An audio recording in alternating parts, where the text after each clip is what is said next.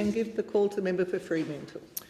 Thanks, Deputy Speaker. I'm glad to speak to this motion, and I thank the member for Leichhardt for bringing it forward as a matter for discussion. It should really go without saying that the preservation of Australia's environmental values is critical for our future. I'm pleased to see both sides of this place acknowledging the importance of real conservation work at a time of accelerating environmental damage. It's also the case we're not making progress that's nearly good enough when it comes to closing the gap between Indigenous and non-Indigenous Australians, and indeed the gap when it comes to participation in employment remains stubbornly wide.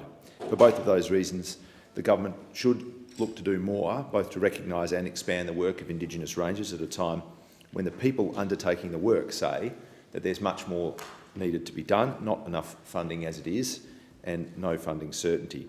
Deputy Speaker, the land management and conservation work done by Indigenous Rangers is invaluable to the preservation and restoration of our environment, especially in Indigenous protected areas, which make up almost half of Australia's National Reserve system.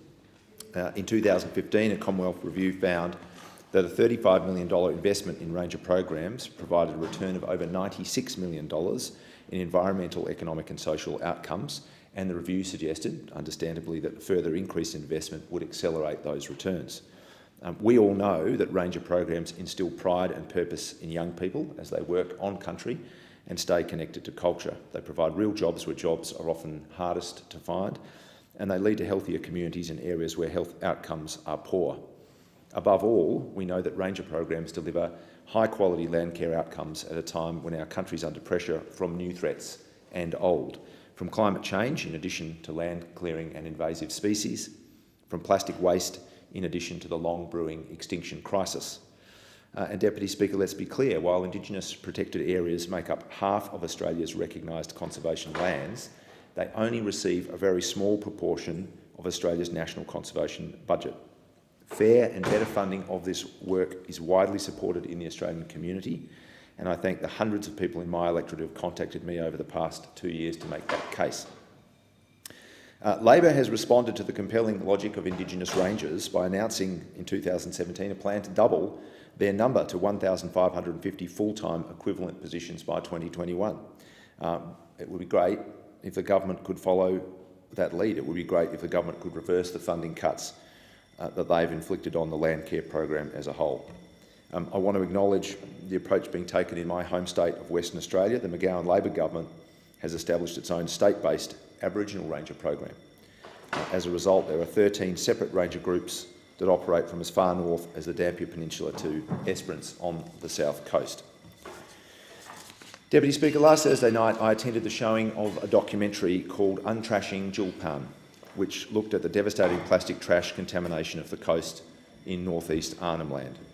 Rangers from the Dimaroo Aboriginal Corporation have been doing their best to deal with a year-in, year-out deposit of tonnes of bottles, nets, fishing gear, thongs, cigarette lighters, shampoo bottles, oil containers and other plastic trash along this coast. And in 2018, a crew of Sea Shepherd volunteers went up to support their work and to measure the extent of the contamination.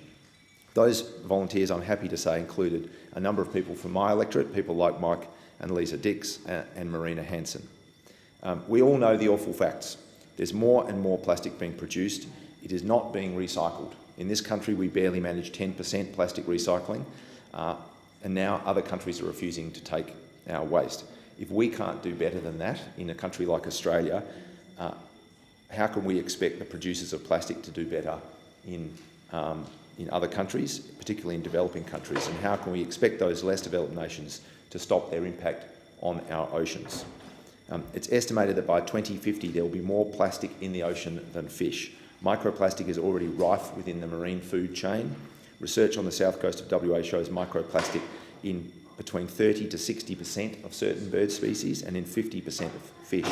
Apart from the terrible impact on the lives of these animals, don't forget that chemicals in plastic, including colourants and fire retardants, are toxic to humans. Deputy Speaker, Indigenous Rangers around Australia are doing essential environmental and land care work, and they're being engaged in training and employment that has deep and wide social, cultural and economic benefits. No one can dispute the value of the program, but the government can and should support it to a much greater extent, more funding, greater funding certainty.